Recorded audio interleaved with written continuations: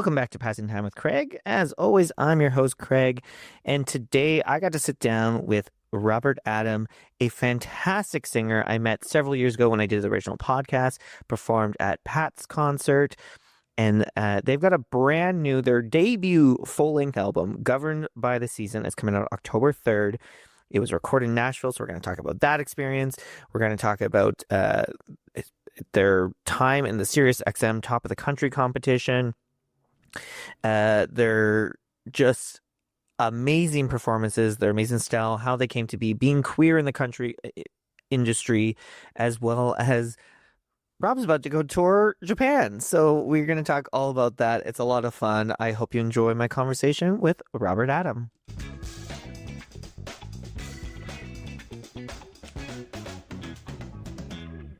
I'm so excited to see you again. It's been so long since I last saw you. It's been several years. Freaking COVID. I know. But was it 2018 when we did it? I think so. I think it might have been 2018. Yeah, might have been like beginning of 2019, but I think 2018 for sure. Yes. And you've been just crushing it. You've got so much on the go. Before we get all to that, for people who, maybe didn't listen to the original series of Passing Time with Craig, we're introducing, how did you get into music? Was it always there? Did you know that this was going to be your life? I started writing songs at a pretty young age because I was, I grew up in a really small town called Bonnyville, Alberta. And I was raised in a very fundamentalist Christian family, and a lot of my identity just didn't make sense according to the social structure that was like around me, like 24/7. So I feel like I started gravitating towards writing music to try and figure out these unsolvable questions at the time. And, asking questions to God. I wrote a lot of contemporary Christian music growing up, and me and my sister and my parents played music in the church. So that kind of like laid the foundation of like music. But yeah, music has always been in my heart. Being a singer and connecting with people has always been in my heart. It's just kind of evolved as I've like grown older and finally have like landed in the place of country music as the kind of like home base. Yeah. And your voice is amazing. The songs you come up with are just so good. You're so talented. But I wanted to ask, like, did you know, you being who you are and being so open and authentic, and I love that about you, and I think that's why people love you so much. Did you know that you were going to be like, I want to stick with country, or did you think you had to maybe, I want to do this, but and as much as I love country, I can't be in country music?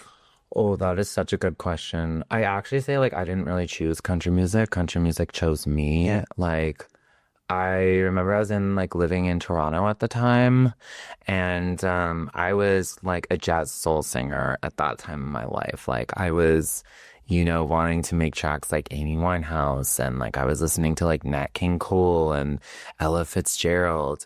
All like very distinguished voices. Yes. Yeah. I'm a very vocal girl. I've always loved the vocal divas. I've always liked Whitney Houston, Mariah Carey, all of the people with distinctive vocal tones, like even Karen Carpenter is always someone that's really stuck with me. But, I was really homesick when I lived in Toronto, and me and my parents' relationship was really on the rocks, and I kind of was running away from Alberta because I felt Alberta didn't love me. So for some reason, to kind of as a balm to this very chaotic situation, country music just like kind of just came out, and it like kind of eased my homesickness and kind of like put me in this like different space of, figuring out that I am from Alberta. I am a queer person. And those things can exist at the same time. That was a thing that took me quite a while to come to terms with. But that's how country music came into the situation. I never expected to play it in front of anyone publicly. I just thought that it was just something that I'd have, and then I remember my roommates one time were like, what is that? Yeah. Like, we love your jazz stuff. That's like great or whatever. But like, what is that you just play? And I was like, oh, it was, I think, Rocky Mountain Lot, that song, like I released. Oh, yeah, yeah. There's something really special about that song, Rob. Like, there's like this I don't know. And then, I'd slowly start to play it for people, and people had a more like visceral reaction to that style of like, country music. I think because country music lends itself well to sentimentalism and storytelling. And country music has always been a blend of so many different genres, including soul and R&B and stuff like that. Obviously we know country music has borrowed a lot from people without crediting them as well. Yes. But country music is built on the foundation of blues. So it was a nice transition into it. And, going in, I honestly didn't know what I was getting myself into. And I didn't think country music could be as successful as it is now for me today. I didn't know that when I was going in. I just was like, this is what my heart is telling me to do. And I'm just going to follow my heart as I always have, because that's always when life like treats me the best. Yeah. Whenever I go against like what I'm being led to, even if it's scary, things always turn out so much worse. But yeah, long story short, I really feel country music chose me, and that I just kind of like decided to embrace that and embrace that part of my identity, all of that, the queer side, the non-binary side, and then use this rich history and culture of storytelling to bring my unique perspective to it. And although I would say that I think as a whole, the commercial country music industry is still not really ready for musicians like myself, there's a whole audience of people out there that are so ready for this perspective outside of commercial country. And in Japan, which I'm touring this year. We're going to talk about that. I'm so excited about that. But there's just so many people worldwide that want to hear different perspectives or, see a different person in country music, and they're just ready for it. So it doesn't, it's cool. It's just like, I feel like Orville Peck opened so many doors in showing the world that there's an industry of people that may not really listen to mainstream country music, but they'll buy tickets. Yeah. And they want to connect to that style of music. So. Yeah. Well, I mean, Orville Peck, is so talented and so amazing and such an important for queer folks in the country music.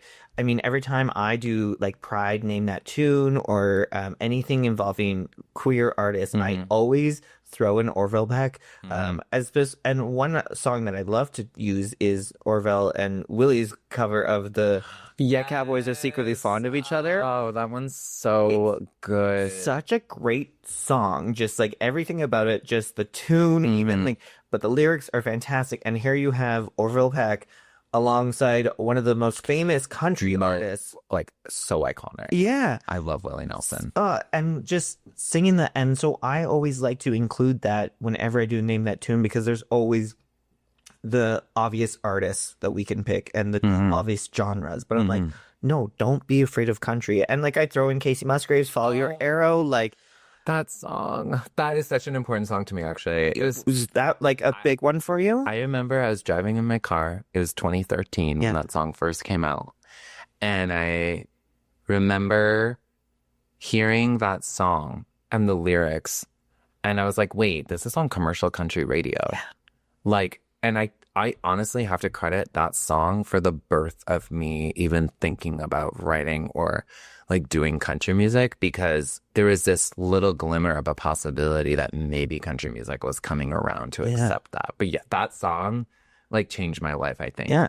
And then seeing her like perform it at like the Country Music Awards and sometimes people would choose to omit maybe certain lines, and she didn't. She was like, no, this is the song. And I just think it's so great. You're doing really well. And in country, like let's talk about the Sirius XM. Oh yeah, top of the country. It came the top 3. Like, what was that experience like for you? What a freaking whirlwind. Yes. Like, I remember somebody had told me, a friend of mine who works in the entertainment industry sent me that application. And I had heard it, like my friends have been in that competition. Yeah. But it's a very commercial competition that I really felt like wanted a certain type of country music that I didn't think at the time. You didn't think, that I would be really considered for. So someone had told me to apply, and I said, last time someone told me to apply for something, it worked out really well in other areas of my life. So I said, you know what? I'll take it as a sign, and I applied. And me and my manager we just had started working together at this point. And I said, can you just help me handle, because I was already recording my album, which is going to be released in October. And I was like, I need somebody to help me administratively. I'm at the point in my, walk where I need extra people on deck because I can't do this on my own, and I want to handle things with grace and not just freaking out and stressed all the time. Right. But anyway, that was a quick whirlwind of our manager musician relationship, because that program is extremely intensive. It's like an 8-month intensive competitive situation. We got to like go to Brian Adams' studio, and that's where Whiskey on Your Words was recorded. Wow. And then we had to do a music video with that. And then there was like voting aspects. And then so I was just floored that we made top 8. That was incredible. Top 3 was like, that's a hilarious joke. And then the announcements were made. Well, I got called by the Sirius XM people. I was peeling gum off the bottom of the table of the restaurant I work at the time. But I had my phone on because I knew this was the day we weren't supposed to have our phones on us. But I was like, I think this is okay to break the rules. Yes. And I got the call and I made top 3. And I kind of was like, is this even real? Yeah. Like, this is Sirius XM is a massive company, and their country programs, their country, like everything is a big deal. Like in the States and in Canada, it's a big corporation. And this competition is a big like thing. There's a lot of money on the line. Once you start getting played on Sirius XM2, they pay better than anyone else. Like you can afford to record whole new projects if you're put into a regular rotation. Really? We're talking about a lot of money. Yeah. It's like $50 a spin. Like on any like terrestrial, I think it's called radio, like Wild 95.3 or something, that's like $1 per spin. Yeah. So we're talking about, even just the opportunity even be considered to be played on Sirius XM, it's like career changing. It offers you so much autonomy and, choices you can make, because the more resources you have as an artist, the more autonomy and choices you can make in your career. So yeah, we made top 3. I was absolutely flabbergasted. And then right after that, you go to Nashville and you perform at CMA Fest, which is like, are you kidding me? Like, CMA Fest is like one of the biggest country music festivals in America. Massive. Yeah. Like, here I am, like, this little queer person from Bonnyville, Alberta. Like, they sat us down in front of like the head executive of like Sony. Like, it was crazy. They like cleared this room, okay? And his chair, and they like positioned us all. And they made sure the room was ready. And then he walked in. It was very crazy. Like, I felt like I was on some sort of reality TV show. Yeah. And he just sat down. His name's John Labo. He runs like all of Sony BMG. It was crazy to me. And it was wild. He literally, without even like missing a beat, was like, hey guys. And then he would like point to each one of us as like, tell me about yourself in 30 seconds. Wow. He was not messing around. No. I slayed, I'm not going to lie.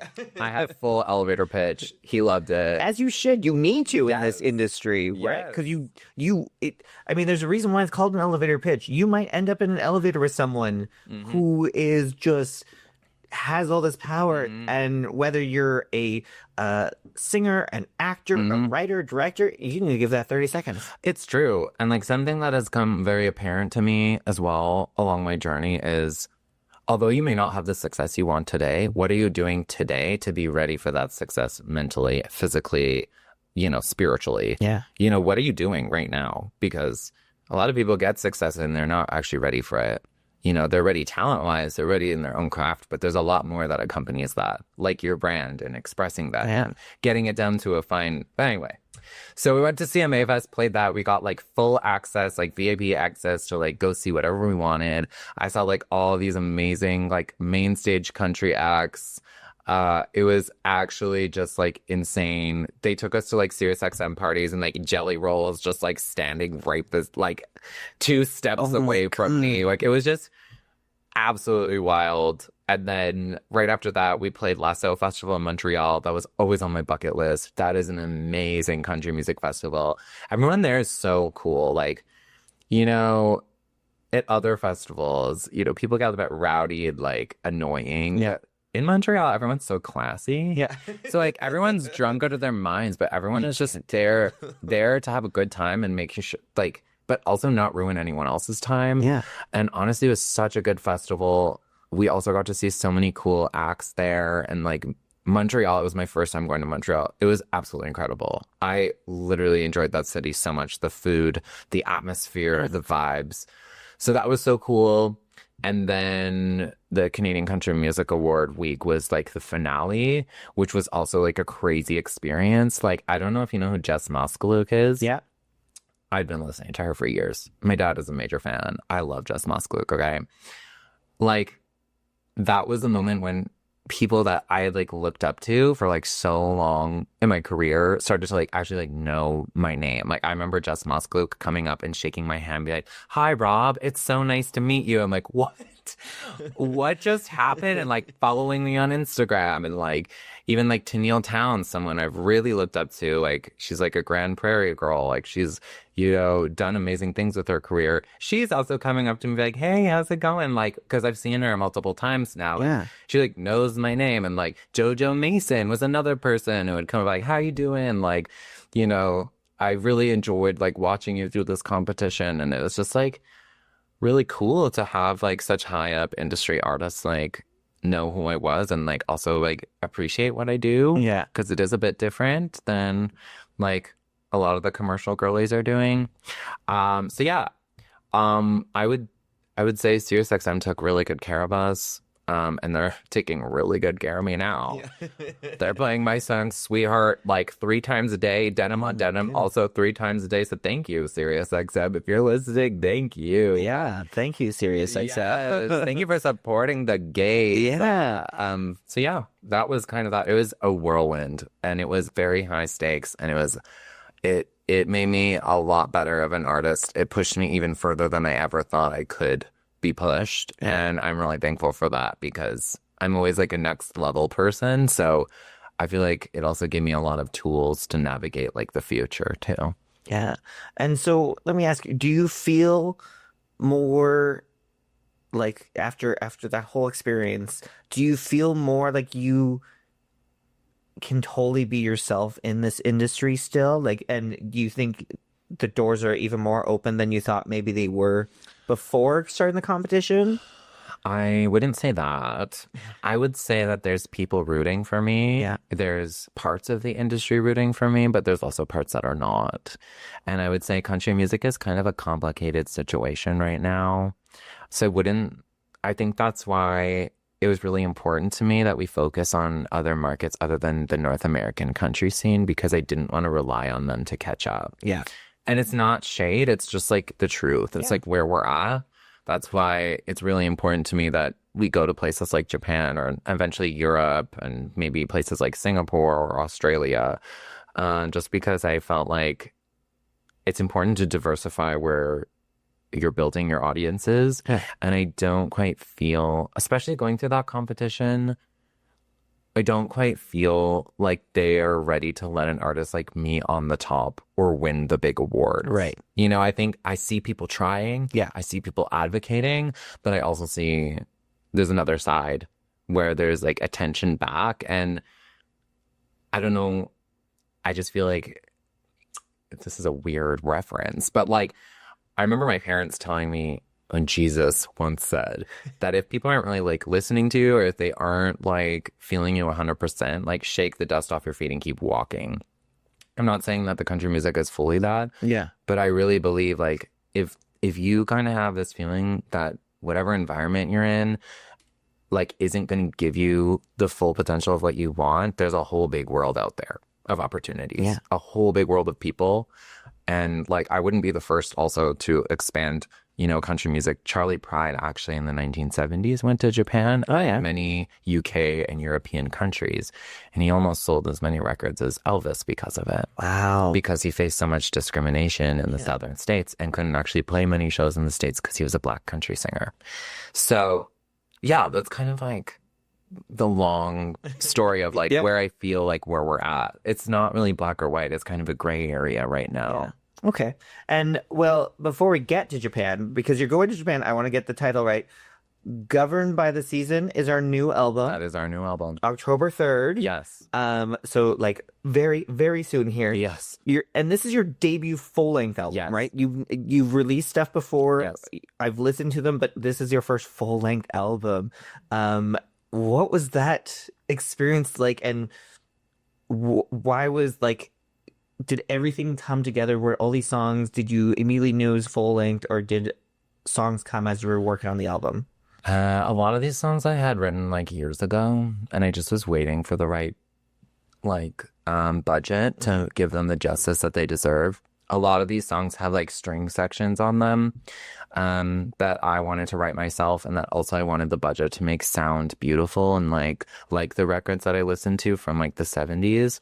Some songs did come to me like in the process of writing the album, but honestly, most of them are written just like years ago or over COVID. Yeah.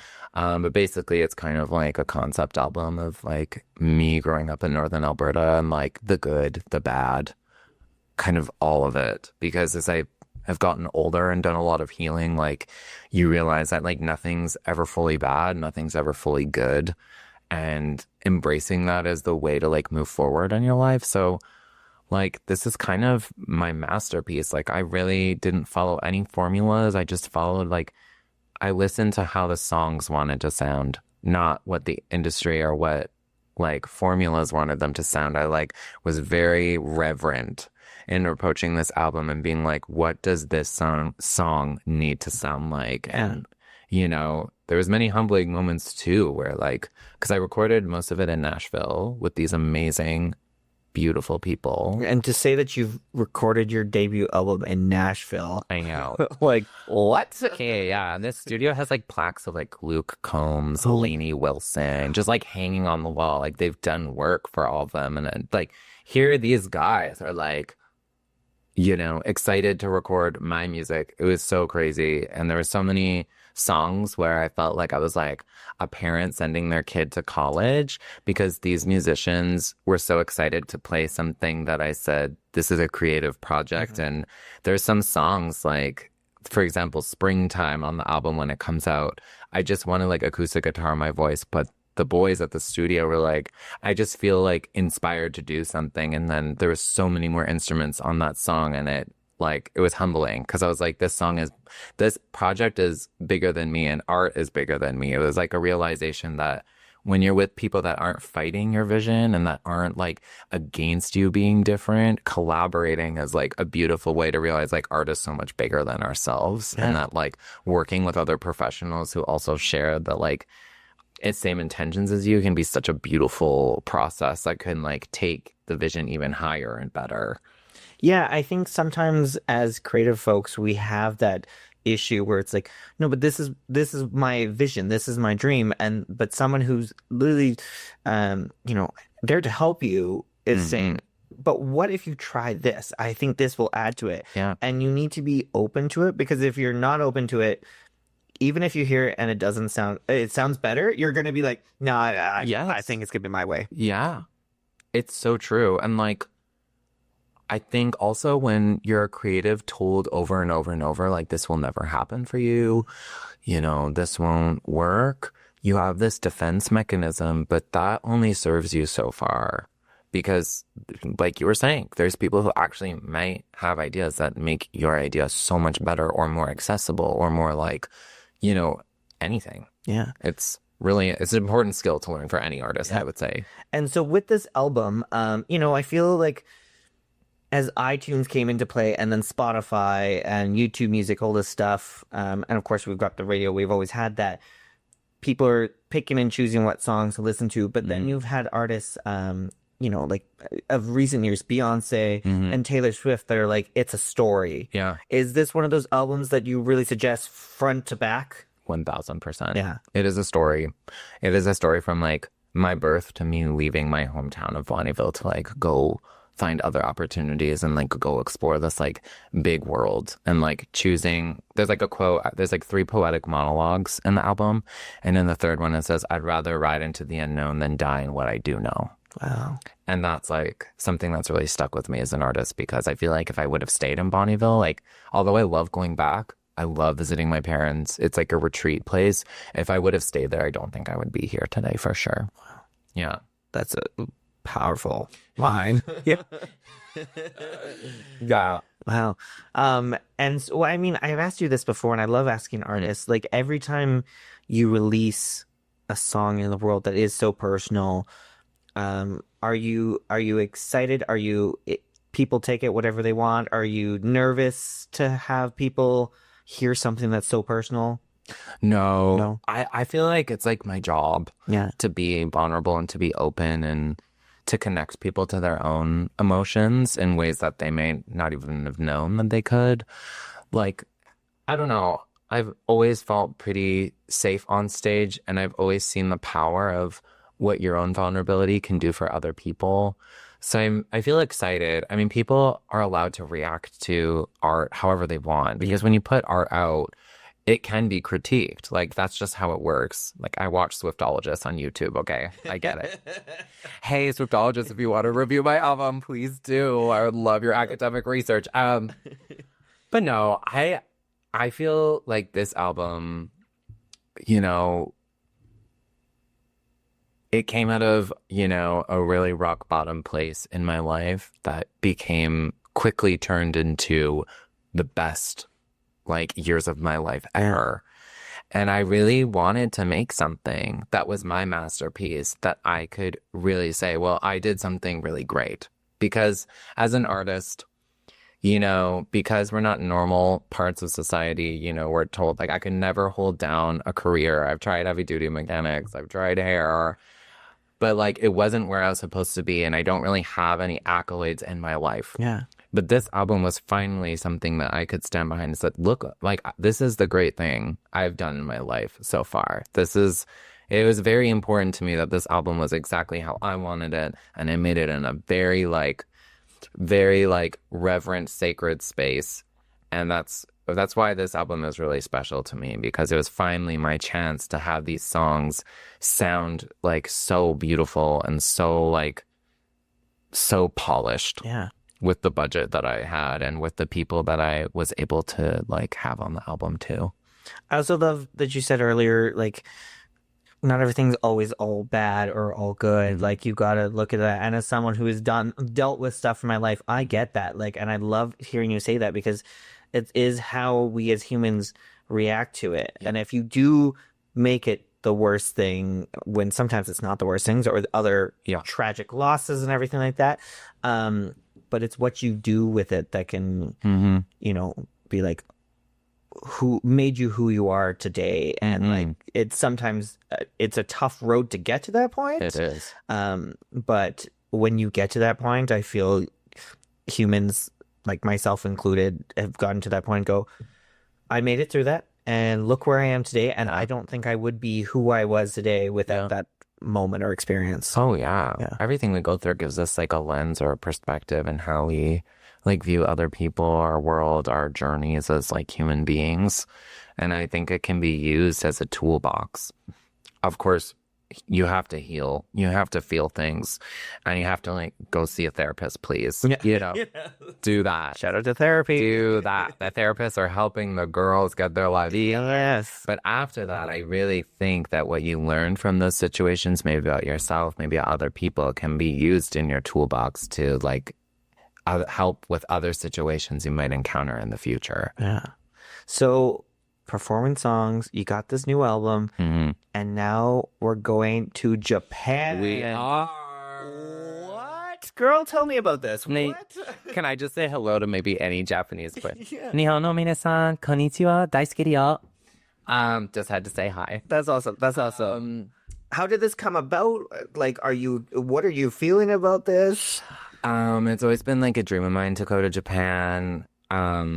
Their approach to just art over there is so beautiful. They still have this like respect for craft over there that we're really losing in North America because of the algorithm and TikTok, and like people still really appreciate projects and art that took a long time to make and that took like a massive effort amount to make. And there's so much more respectful listeners over there. Not saying people aren't respectful here, but it's like a whole cultural thing where they're like analyzing and listening to every word. They love ballads, they love emotional songs, and they love singing together. And like, it's there's just like a lot of approaches to art over there that I think like value art still.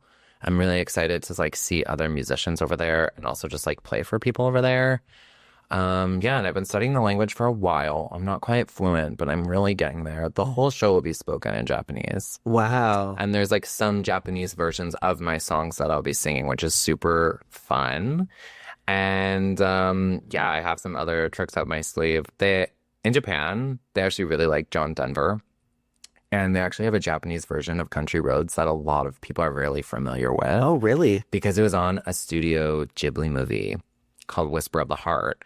So to be able to like sing a Japanese version of a song I grew up singing that's so close to my heart, like Country Roads, like Yeah. so cool. Yeah. That music, like I don't think people think Japan and they think, yeah, country music will do well over there. It actually does. There's so many people who really appreciate older country music over there. And I also think it's because when you actually look at lyrically, even modern Japanese music, whether it be pop and country music, especially John Denver's country music or like older country music, there's a similar themology of nature, stars, moon, rivers, mountain, forests, and using them as analogies for the human experience. And it's kind of like reflection of the world around it. And like, they share so many things in common, like thematically. They just sound different. And I think that's why, me going to Japan is a good idea. Yeah. Because I am so ready. Like, I love their music. I listen to so many Japanese artists. It's a place you want to visit too, Yes. like outside of performing. Yes. So how many cities are we hitting up? How many shows do you have planned? We Like, have 9 shows wow. in 2.5 weeks. I've been training for this. I've been at the gym. I've been getting my cardio right. Yeah. I've been getting my fitness right because that is a lot of shows to do. That is a lot of shows. So, in a different time zone. I didn't even think about that. Like, I was just gonna say, I feel like sometimes people forget that as a singer, a musician, how much like physical work it is to perform a show. Yes. And a lot of people starting off here sometimes maybe they only get one show a month. That's still a lot of work. 2 hour show, 60-minute set, whatever it is. You're doing 9 shows in 2.5 weeks. Yeah, it's a lot. But I'm really excited about it. I think it's like another level up. Yeah. Like it's like made me like practice so hard, realize that I can do a whole show in a new language and also connect with people from a completely different side of the world from me with an art form that I like love so much. So yeah, it's gonna be crazy. But we're going to Tokyo, Osaka, Chitsose. We're going to Sapporo. Wow, I'm really messing up these cities. Let's rewind. Sure. Okay. Tokyo, Osaka, Sapporo, Chitsose. Then we're going to a place called Yuta Onsen. Then we're going to, we have 2 shows in Tokyo. Then we're going to another place in like Yamaguchi Prefecture. Okay, wow, I need to pull them up right now. Okay. Hold on. Hold on. I'm missing some. We're gonna get them right. Me being like, I studied Japanese. I'm like, oh, what cities are we going to again? Oh, that's awkward. I mean, it's okay if you know once you're there where you are. Oh, yeah, here we go. Okay. Tokyo, Chitose, Sapporo, Takamatsu. Oh, I'm excited for that show. Okayama, which is the denim capital of Japan. How fitting. Ooh. Yuta Onsen, then Omiya, and then Osaka. So we're going all over. It's not just a certain part of Japan. It's like we're going up north to Hokkaido, which I'm so excited for Hokkaido. I think the leaves are going to be starting to turn by that point, and they have like all the colors of the leaves. And then we're going all the way like down south, like Yuta Onsen and Takamatsu is like really far south, and then we're like going back to Osaka, and then we like get the train to Tokyo, and then we fly out the next day. Wow. But we got one day basically where we are like not doing something. So I think we're gonna go to like Disney Sea Oh, because I've heard that's a very it, unique park. I've heard it's like as a Disney fan, but I've and a theme park fan, I've heard it is like the best theme park in the world. Yeah, And I that's on my bucket list. I want to hit up all the parks. yeah, That's my goal. yeah. But that's gonna be so much fun. I know. There's like a bunch of us going too. Like my best friend Mayu, who I work with at the restaurant. She's originally from Tokyo. Her and her partner are coming with us, and I finally get to meet her mom. Her mom like sends me handwritten notes in Japanese. They'd be like, "I support you," or like, last one was like, "When you get to Japan, what do you want to eat when you get here?" Like she's like, I think she always wanted a gay kid, and I'm just that for her. And I love her so much. Yeah.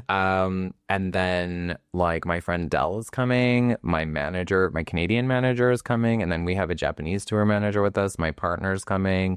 And then the most beautiful thing is since I work at a Japanese restaurant, we've come to know and love so many people, but their visas would run out and they'd have to go back to Japan. So it's like this giant family reunion of us like Oh. reconnecting with folks we really like loved and cherished, but they're like back in Japan. There's even a girl from Thailand who used to work at the restaurant, and she had to go back to Thailand to take care of her mom. She's meeting us in Tokyo. That's awesome. So, like, it's just basically this huge Liz McGuire field trip. We're all, like, me and my friends are all on the same flight. We're on Yeah. the same flight. We're all going to the airport together. We have matching t-shirts that we're wearing. It's just going to be like a once in a lifetime experience. I hope to go back to Japan like year after year consecutively because I really would like to start like investing. It takes a while to like build an audience, and I eventually would love to live half in Japan, half in Canada, I think. But yeah, it's crazy. Have you ever done a country version of What Dreams Are Made Of? Oh my God. Just Now you're talking. Yes, I just like, Oh my God. I would totally do you that. said the Liz McGuire movie, and of course, I immediately go to What Dreams Are Made Of because my God. who doesn't think of that? And I just thought a country version of that would be amazing. As Luscious Master would say, don't do this to me, little girl. Don't do this to me, little girl. I should totally do that. Yes. Oh my God, that's happening. That's Oh, totally happening. Talk to me about the shows. Do we do wardrobe changes? Do you change, like, are you switching up the looks every single night? Yes, there is many different colors of wigs I will be bringing. Yeah. I am so excited. I have like a beautiful pink wig with like a fringe bang and like a shag cut. I've got this like ethereal minty green wig with this like big 80s bang and like wave, and then I'm gonna cut like a scene hair that's like this beautiful like forest green. I think I'm gonna bring 3 easy to pack outfits. Yeah. The problem with a lot of my outfits is they are structured, Yeah. and me and the outfit constructor have made them beautiful, but problem is they don't travel well because I'm scared they're gonna get like dented or whatever. Right. But I thought ahead. Okay. I reached out to my friend Friday Stoner, who is an amazing rhinestoner, and I have 2 different outfits that we're stoning. I'm going. See, the thing is, a lot of people make the mistake. They go to Japan and they think, I'm just going to dress in cosplay and do anime. Guess what? People in Japan don't do that. That's not what makes you cool. Yeah. So I Stop decided trying it. the wardrobe I'm taking to Japan is like definitely like Harvest Moon Farmer, like a lot of rhinestone coveralls with like beautiful hair and jewelry and makeup. But I'm like dressing even on the street, like when we're not doing like a lot of camo, a lot of earth tones. I'll be wearing like a lot of like fall raven hiking pants, very granola lesbian. Yeah. Now that I think about it, very granola lesbian who shops at Bass Pro. But yeah, the shows will be fun. A lot of rhinestones, but like a lot of like staying true to home. That like, you know, I'm from Canada, Yeah. I'm from the countryside of Canada, because I just think that'll be like really, really awesome communication of like where I'm from. As tempting as it would be to dress up as Sailor Moon every night, that's not cool over there. Don't do it. It's Don't not do it. cool over there. Yeah. Yeah. And I want to be cool over there. Okay, so That's fair. That's fair. Yeah, you're gonna have a blast. Speaking of performances, I meant to mention this earlier. You like also got to perform on the Coke stage this year, the Stampede. yes, And I mean that's like an iconic stage for those who grew up with Calgary Stampede in Alberta. Must have been a fun experience. it was a great experience. I mean, That was the second time I'd done it, but the first time I did it was over COVID. So that was like a weird. Everyone who's performed during COVID, it's a weird thing. Yeah. But this time, like, I really have aligned myself with the right band. Like, my players are like, it's like the main part of my band is like two lesbians. They're like married now, but they're basically my moms. Yeah. Like, they are like industry professionals. They've been playing for years. They like are so amazing to work with. We rehearse at their house, but like even when we have shows out of town, they're making a zucchini loaf and packing a snack for me on the way there. But they're also just exceptional musicians that I just trust with my whole heart. So playing that stage, and also like I had never done a festival stage show in my hometown of Calgary. Like we did that in Montreal. Yeah. Like we have shows made for bigger stages Yeah. like that. We have visuals, et cetera, et cetera. So it's finally cool to like show that to like Calgary and Yeah. people here, like, because people here usually see me like at the King Eddie or like, you know, at a cafe with my sister or whatever. But to be like, for people to see like, oh, finally we get to see like the big festival stage, right? Yeah. Because like that's what I want to be one day is the Yeah. festival stages, the like maybe stadium stages, like with like the crazy pyrotechnics and the lighting. Ooh, that'd So be fun. that's always the goal. That is a good goal. Yes. And I support this. Yes. Okay, as we start to wrap up here, your album's coming out, like we mentioned. Mhm. What would be your like three words to describe this album if you could narrow it down to three? Oh my gosh, that's really hard. I would say sentimental.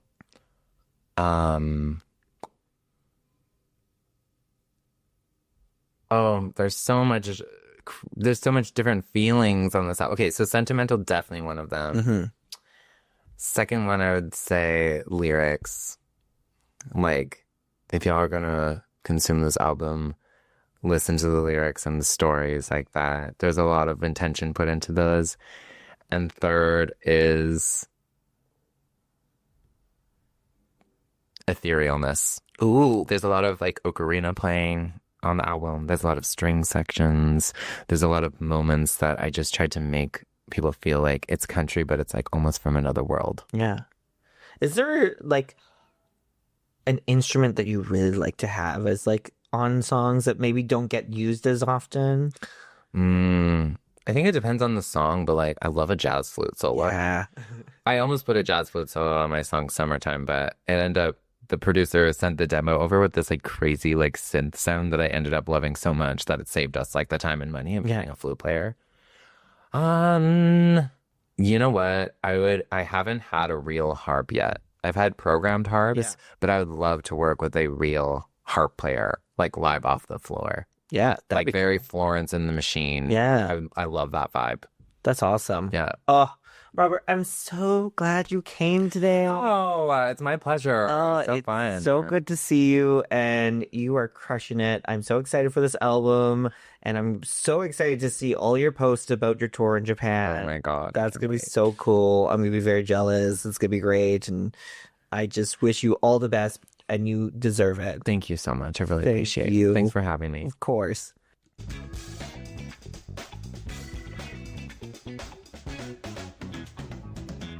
Thank you, Rob, for being on the podcast. You're so busy, and I appreciate you taking the time to chat with me. I absolutely enjoyed that conversation. Make sure to follow Robert Adam on Instagram.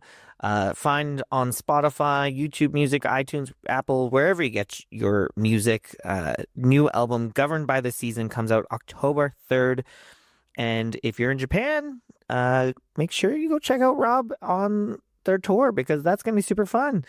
So thank you all for following me, being here today. Make sure to follow me on Instagram at PTWCraig, Passing Time with Craig on Facebook and Instagram. Otherwise, we'll chat soon. Bye. Mm-hmm. Mm-hmm.